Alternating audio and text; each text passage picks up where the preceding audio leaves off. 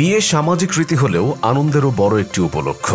তাই বিয়েকে ঘিরে উৎসবে বেঁধে ওঠার রেওয়াজ বিশ্বজুড়ে চালু রয়েছে। কিন্তু বিয়ের জাঁকজমক আয়োজন যেন নজির হয়ে থাকে। ব্যয়বহুল এসব বিয়ে নিয়ে অনেকের আগ্রহ থাকে ব্যাপক। আসুন এক নজরে বিশ্বের ব্যয়বহুল কিছু বিয়ের বিষয়ে জেনে নেই। কারা ছিলেন বর কনে, কবে আর কোথায় বসেছিল এসব আয়োজন, আনুমানিক কত খরচ হয়েছিল, কেনই বা এসব আয়োজন মানুষের মনোযোগ কেড়েছে। খাদিজা উজাকোভা ও সাইদ গুস্তারিয়েভ। রুশ ধনকুবের মিখাইল গুস্তারিয়েভের ছেলে সাইদ। জ্বালানি ও গণমাধ্যমের বিশাল ব্যবসা তাদের। 2016 সালের 26 মার্চ ডেন্টালের শিক্ষার্থী 20 বছরের খাদিজাকে বিয়ে করেন সাইদ। রাশিয়ার রাজধানী মস্কোয় জাঁকজমকপূর্ণ এক আয়োজনে এই বিয়ে হয়। খরচ হয় $100 কোটি।